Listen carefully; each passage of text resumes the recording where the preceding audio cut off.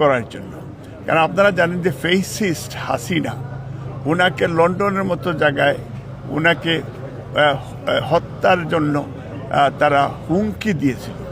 হাসিনা বক্তব্য রেখেছিল যে দেশনেত্রী বেগম খালেদা জিয়ার বাঁচার কোনো রাইট নাই, আর কত বাঁচবেন। এবং এক পর্যায়ে এই হাসিনা আমাদেরকে কনভিন্স করার জন্য আমেরিকায় আমাকে 4 দাওয়াতও দিয়েছিল, এবং আমি সেখানে বলেছিলাম এই যে আজকে বিএনপি পরিবার তার সাথে চা খাবে না আনটিল আনলেস যদি দেশনেত্রী বেগম খালেদা জিয়ার সুচিকিৎসার জন্য দেশের বাইরে আনকন্ডিশনাল রিলিজ দেয়। কিন্তু সেই দিন এই কন্ডিশন না মানার কারণে আমরা চাও খাইনি।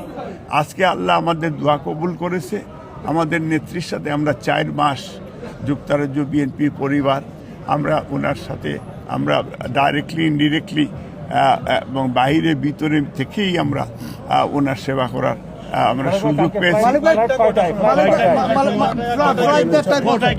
এখন মালিক ভাই, এয়ার অ্যাম্বুলেন্স কি সরাসরি লন্ডন থেকে ঢাকায় পৌঁছবে নাকি ট্রানজিট আছে?